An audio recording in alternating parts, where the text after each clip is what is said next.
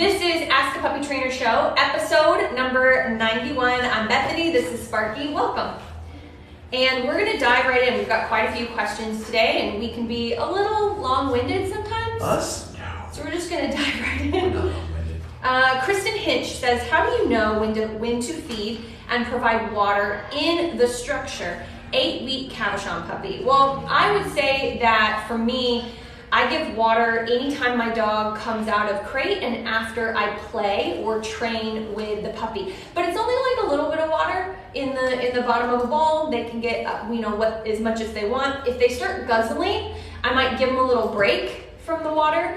Maybe just let them settle for a little bit in playpen or crate and then give them another chance. Especially if it's actually hot outside, they think they're more thirsty than they are. So that's just what I like to do. And as far as food goes, we hand feed most of the meals in the beginning, and it's tricky with potty training to kind of figure that out, but I would say just get on a schedule as far as when your last feeding is. That's the big one.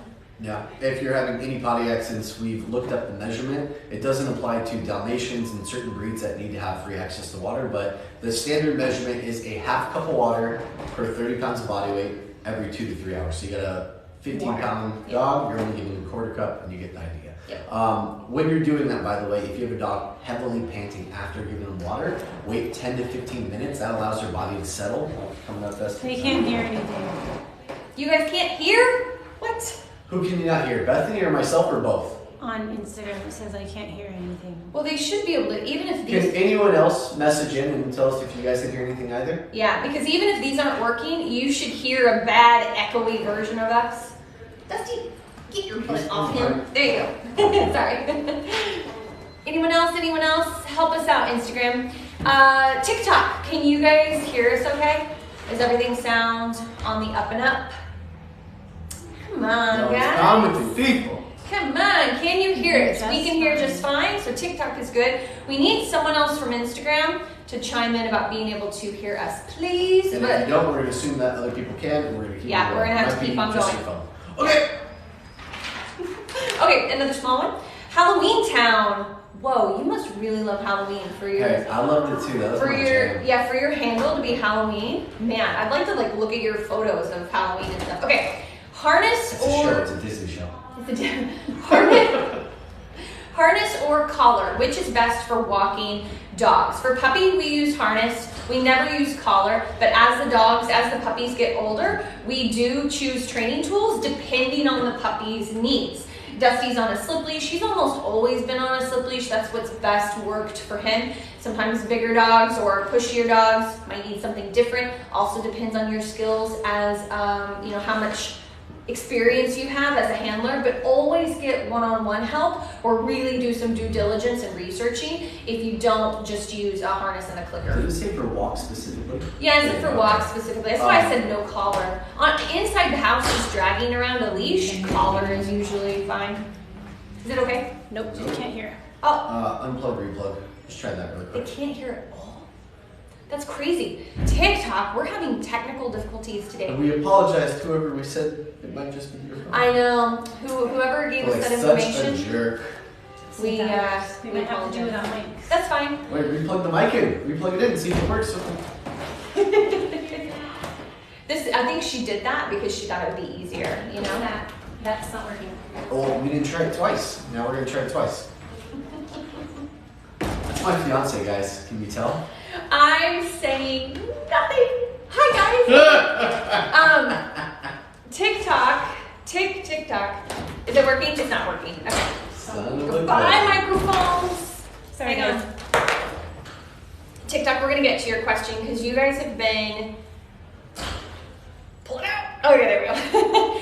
TikTok, you guys have been super patient with us dealing with mic issues. Still not. It's in. Now we're good, yeah. So I'm just gonna read this question. Black Lab, this is from TikTok. Black Lab, 14 weeks old, eating 3 times a day. When do you go to twice a day? Thank you. You're the lab man. Because it's based off kind of the size of dog and how much the dog eats. I find that female labs stop growing at about 8 months, male labs stop growing at about 10 to 12 months. I'm not talking about girth, they can get as much girth as you give them, but I'm talking about height, like when the bone plates stop extending. So 8 months for females, 10 months for males. I do it when they stop growing taller, and that's when they start getting wider because we're giving too many meals. That is an explanation I've actually never heard from someone, and I like that. Usually I just say anywhere between 6 months and a year, depending on the size of the dog, but that makes sense. Once they probably mostly reach their full height, that's when they will really grow wide fast. So it makes sense you'd go down to 2 a day. Not what you're feeding 3 times a day separated into 2. Mm-hmm. You go down to just... cut out that middle meal. Yeah.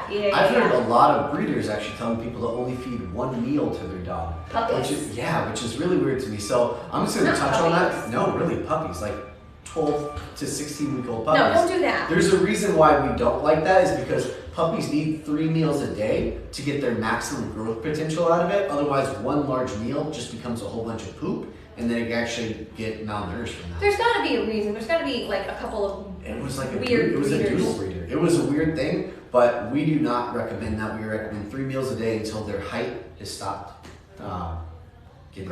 getting taller. Grow. We're discombobulated. We're really sorry, Instagram. We're still frustrated about the mics. Yeah, I'm sorry mics. I'm sorry about the first couple of questions that you guys missed on Instagram. But here's the thing: we do the replay, and we do post the first 15 minutes on Instagram, so you'll be able to catch that first question, which was about food and water. Okay, Susie Karen, Bernedoodle, 4 months old. What do I do when she wants to walk ahead and pull? Okay, so I would say let's see, 4-month-old Bernedoodle. I would say get really good at let's go work, get really good at movement work. So turn food, turn food, turn food. You can also really start to shape the heel position if you want. You could probably just do some research, to really, She's on a tool as well, just so you know. To really figure out how to do that. But anyway, sorry. What was I saying?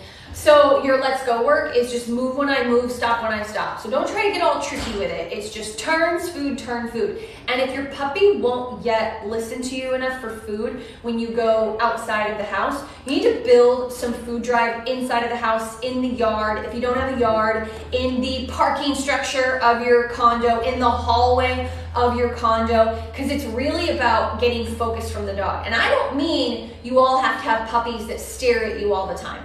That's not what I mean. I just mean that when I turn, my puppy notices, and then they're going to notice there's a hand right there with a piece of food. When your dog is starting out with training, the first 2 to 4 months, you can be a food machine outside. Inside, you're wanting to really wean off of it, but outside, you're going to need it for quite some time. That's what I would start with. To apply to your specific situation with Maverick, anytime Maverick goes ahead. Apparently, you know this dog. I do. It's my dog. Oh, sorry. Anytime you step back and she feels pressure, wait for, and remember, it's never down the spine. It's always to the side. So always to the side. And when she eventually looks, mark it good. When she turns to face you, show the food. And you can even turn that into stepping back, pivoting to the side, and rewarding in the heel position on your leg. That's kind of hard on the back though. I can't personally do that. So a tweak for anybody who has back issues,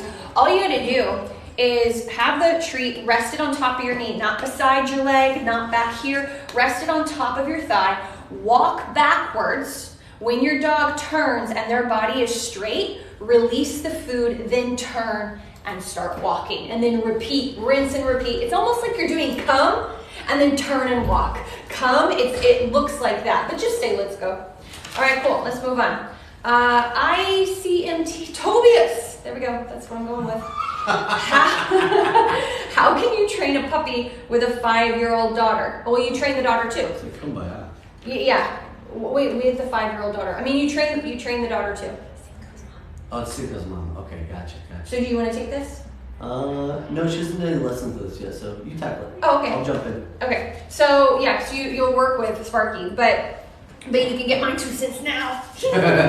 So when you got a 5-year-old little girl, it's so important that, and I love doing the speech about this. This is not just you. This is anytime. Every owner with kids. Yeah, every owner with kids. I'm like, yay, kid speech.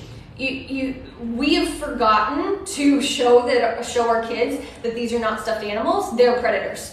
They're apex predators. So what do you have? What type of puppy is this, if you know them? He's a very pushy puppy. No, I mean breed. Excuse me. She is it's the retriever that we talked about. Golden retriever. So a golden retriever is meant to jump into icy cold waters, grab fish nets, walk for miles and miles a day, and retrieve things. And so they can be very, very mouthy, but at least they don't tend to have as much of a killer instinct as other breeds, other predators. But anyway, my point is just that really teaching kids 5 years old that these are animals and they need to be worked first, affection later. You don't work, 5 years old, plenty old enough. We start at 3.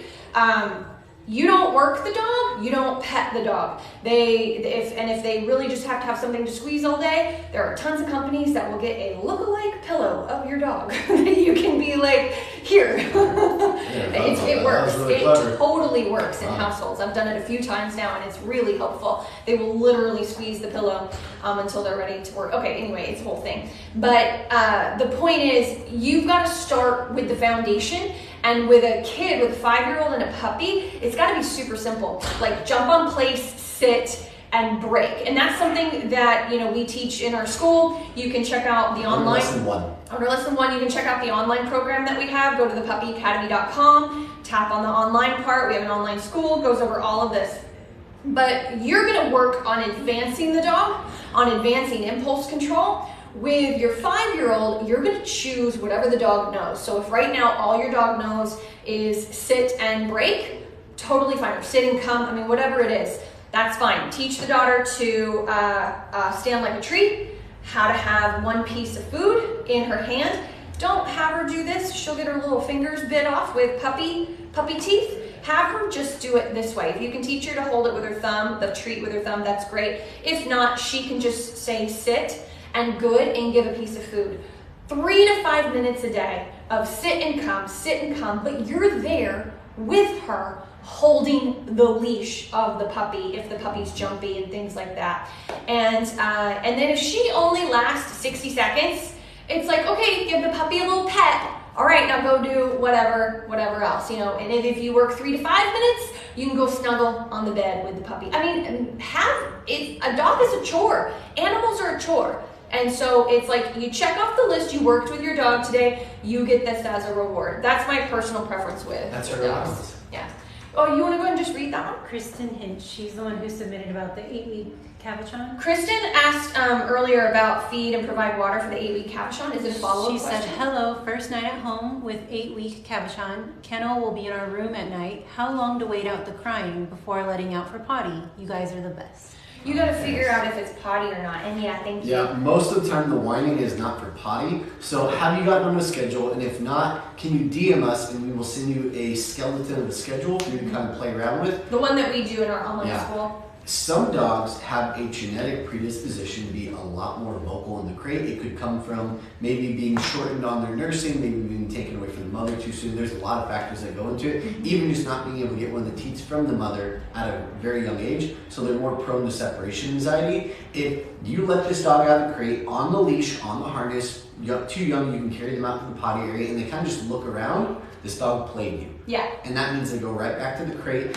and they finish off their crate time. And if it happens again when you put them in the crate after 10, 15 minutes, ignore. Yeah. And how long will I wait it out? The entire time. Yeah. As long as I need to. Because removing a puppy from crate when they're barking or whining can quite literally cause more whining and barking next time. Because they got acknowledged. Doing it one time. It's so tough. They pick up on habits so quick. I was just going to say, if you go 4 hours and the puppy has an accident, then you're like, okay, maybe the 3 hour mark. Adjust. You're going to, and I'm talking about overnight. During the day, it should be more frequent breaks. But I'm talking about overnight. It's okay to go into your crate schedule's done, you're not done, but your window is done. They're about to come out of the crate, but they've been crying for the whole 3 hours.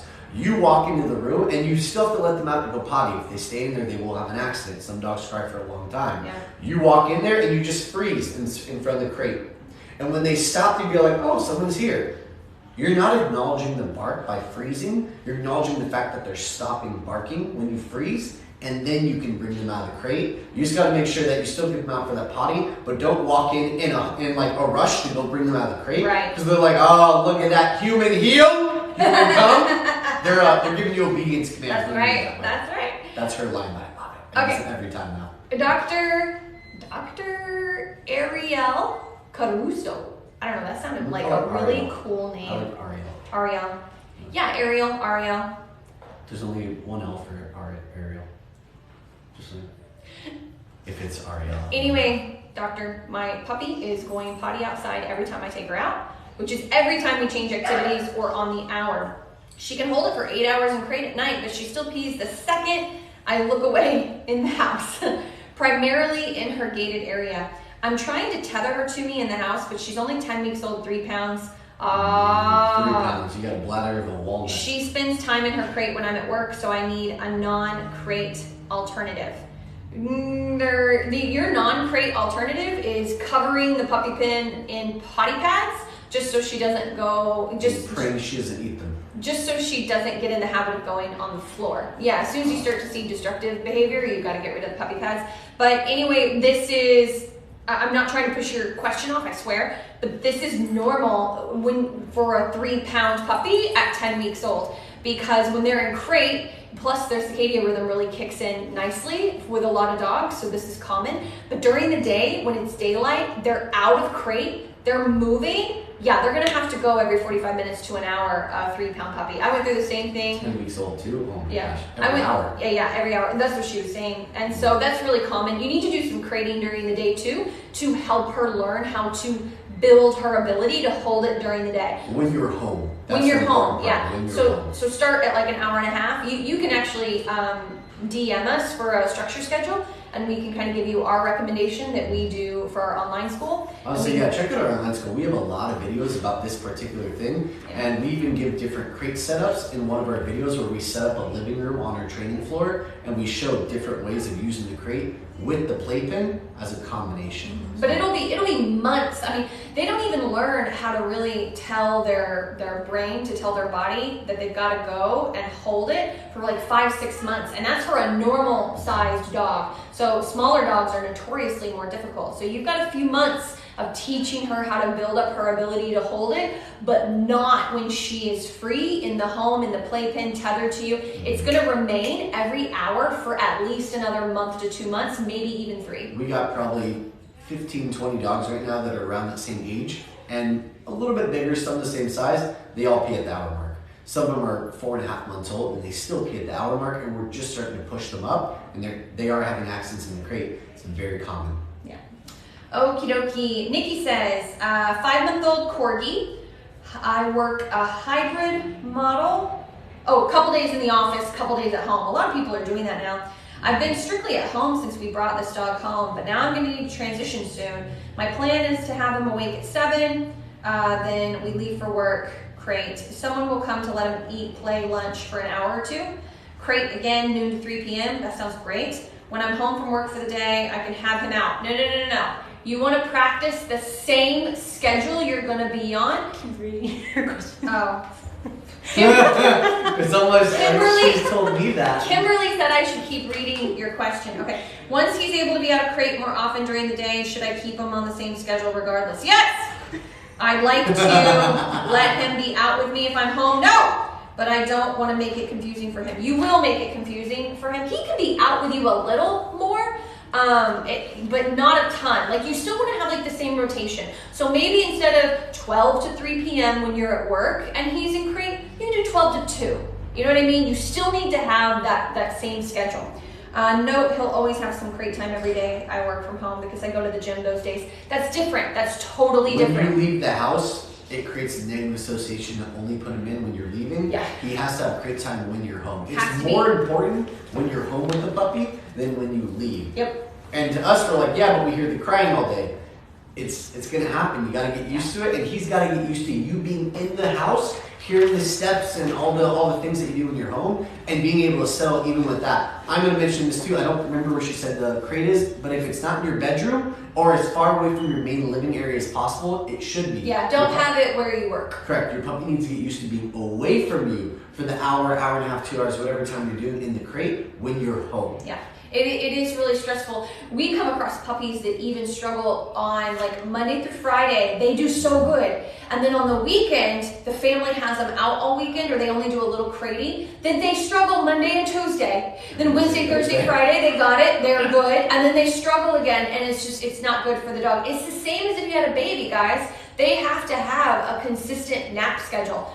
Or at least that's always your goal, because you're always dealing with a lot of crankiness and issues, and your goal is to get them on a schedule. And even if it's off a little bit, they still have to have a nap. And so this is kind of the same thing. You're going to really mess up the system, you know, for how your dogs learn if you aren't doing it consistently. But like I said, you can cut corners, but still have those same morning crate, just maybe let them out a little sooner, afternoon crate, maybe let them out a little sooner. That's not a big deal, but you want to keep consistent times. If you're going in here, buddy, for at least an hour and a half, 2 hours, taking a nap. All right, do you want to do these, or do you want me to do them because I'm holding them? When did you take that? I don't know what you're talking about. All right, so this is a comment based off of our YouTube videos, I think. Is that right? I think that's from TikTok. Oh, from TikTok. Hi, TikTok. Okay, this was a comment of top 5 things that we would do as dog trainers with a new puppy. That was a video that we did, and it's everywhere. It's every social media platform there is. You'll find it. La Lumiere says, I have to ask, we have a 3-month-old Shihtzu mixed with a Chinese Crested. What the heck? Is that like a Chinese Crested water dog? Yeah, no, well, no. Wait, Chinese Crested, or they're naked with like a little bit of hair here and on the ears. Not quite the Mexican dogs. In the water chestnut. No. What in the world would that look like? I want a picture. I want a picture. I mean, come DM us a on. photo, If you're we need it. seeing this, you gotta DM us a photo. Is that how it works on TikTok? I don't even know. Chinese Crested, but she's biting. And when do you try to redirect when she gets worse? What do I do? The second she bites. Yeah. I'm going to give you a generic 3-strike rule, and then I'm going to let her add things to it and kind of cater to what you need. So 3-strike rule, strike 1, I do a redirect. I'll give a firm no, grab a toy, and try to redirect the focus to the toy. I gotta point something out. So when he says redirect, he doesn't mean like what a lot of other trainers say, which is just put a toy in their mouth and redirect them. We say, even to puppies, We engage. we say no first, and we freeze, no, and we make a fist maybe, and freeze your body, and then do what he said. Okay, so go on. That's the difference between us and other versions of redirection. And then I'll try to play for a second, get them interested in it, and then I'll try to drop off from it, and then kind of still exist in the space with the puppy and give them that thing. However, does that work every time? No, it probably works about 20% of the time, but it's worth a shot. You're going to take your dog that has been on me this whole I time. know, he's been leaning on Covering you. the hair. He's fine. And stuff. Okay. Strike 2. Oh, it's like dander or something. Wash your dog. Oh my gosh. So, It's not dander. strike 2 is a firm no, a step in, and a body block. If this dog is tiny, then I might be kneeling down, stepping in, no, and it's called protecting your space. It's like making a barrier, but you're not gently pushing. It's a firm no. Firm body language, freeze. If the puppy jumps and comes in again, body block. It's basically you reinforcing your space. If you have a leash on your puppy, which you should, it's also going to be pressure up and out and away from your body. So you're basically creating this bubble around you to help them learn to respect your space. And then, give that a few minutes. If they proceed to push again, take a deep breath. Because they're frustrated. We all get frustrated. It's okay. We're doggers. We're all frustrated probably at some point. You're going to calmly grab your dog's leash or pick them up. And I truly mean this. I'm going to go from neutral. And calmly pick them, walk them to their crate, put them in it, close it, lock it, cover it, and walk away. But a lot of people are asking themselves, with Sparky, I thought crate should never be a punishment. And you're right, it shouldn't. But it's how you put a dog in the crate that makes it a punishment. Bad dog, no.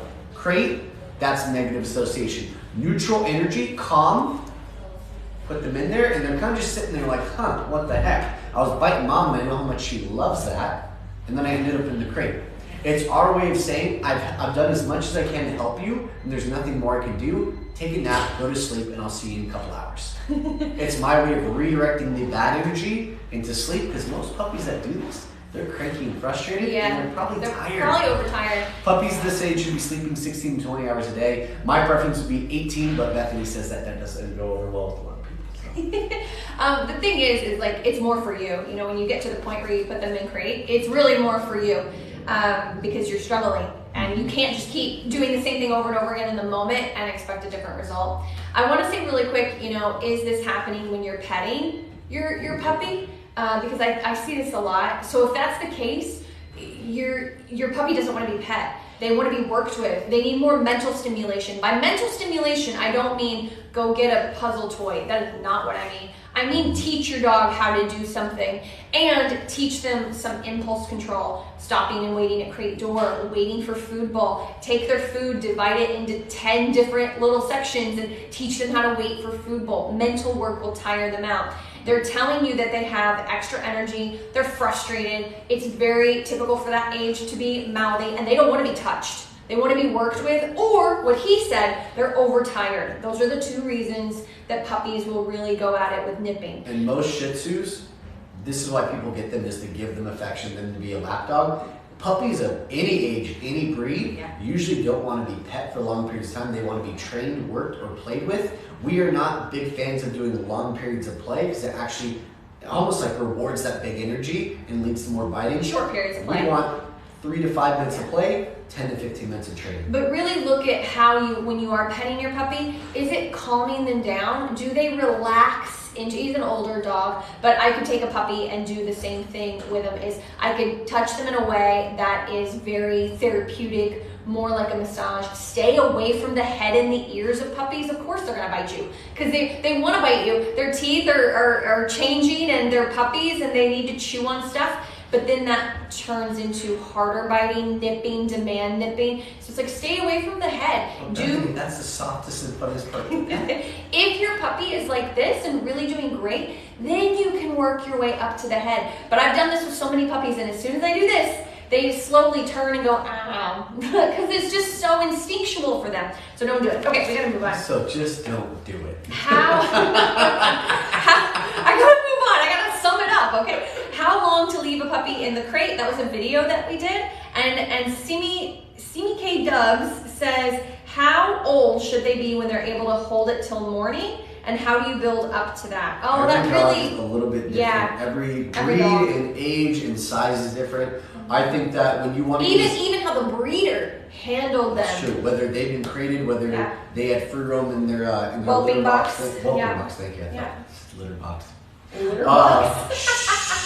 I'm not going to get criticism from Josh when he re-listens to this. Whelping box. So when I want to extend and get as much possible time for my puppy overnight is who goes to bed last in your home, they are the final potty. Meaning that if they're in their crate from 7 to 9 p.m. and that's like their final like crate time, they come out to get the final potty at like maybe 9:30, but then husband or partner stays up till 11:30 and then they do rolls potty. into bed. They gotta get a potty, and that's gonna get you maybe for we didn't age. No, we didn't get any age. We didn't get any breed. I'm gonna go like 4 months old. Just say that 4-month-old golden retriever. You'll probably get all night, maybe till 6 a.m. the next morning. Small breed dog, 5 hours. Yeah, good luck. 4-month-old small breed dog, 4 or 5 hours. If you're still struggling to get them to sleep longer periods of time, limit the water they have access to. Well, one, we limit water they have access to all day long. We only give at the end of the free time window or at the beginning of it if they're really panting coming out of the crate. But I might cut off water at 6 p.m. and if they're going to go to bed at 9 or 10 p.m., that means that that's still their final potty. They should have an empty tank to sleep throughout the night with. Every dog holds a little bit, but not as much. All right, guys, thank you very much, and we'll see you next week. Same time, same place. Awkward smell? I have a live question. Awkward There's smell? a live question. Did you want to answer it really fast? We're over. Can we answer it? We started late. Can you answer it in a couple minutes? We started late? Yeah, sorry guys. We got a heart for that one. Have we had microphone issues? Okay. That was a real awkward smell. Just says, hi, 5-month-old Shih Tzu. How long do we keep them on nap schedule? How do we know when to start leaving them out longer during the day? How do we know when to leave a 5-month-old Shih Tzu out longer during the day? when they're behaving, when they're not getting into things, when they're not having accidents, this usually comes with maturity. So we typically say 1.5 to 2 years old is when you're still supervising your dog, of course, but you're not having to have it in like a playpen or a crate all the time. But if you have a lower key, easy dog, try it. But I'll be honest. Not jumping, not biting, not barking. Right. I'll be honest, we actually see people who are so strict in the beginning, they do such a great job with their puppy. 5-6 months old, they loosen up because the puppy is doing so good, and then they have potty reverting. They have these things reverting because the puppy's not mature enough and yet. And also, you gotta remember, one of your first huge stages of adolescence is 4 to 6 months. Yep. The next one is 8 to 10, and then my opinion, the last one is 12 to 16. Yeah. So anyway, I would just keep that in mind. But you can go ahead and try shorter periods of time right now and just see how your puppy does with it. But don't eliminate crate rotation or playpen rotation completely. You're going to want to do that process very slowly, or having to go back completely. You know, the puppies are like, no. You're shocked to the system. You get more crying in the crate, more whining, yeah, more potty accents in the crate, because you're changing things, giving them something that they're not used to, yeah, and then going back to the original style which they need. Yeah. And what was the handle? What was the handle on that one? Amber a Tash say Amber something. All right, Amber. I hope that gives you something to think about. And this time we really are leaving, and we'll see you same time, same place next week.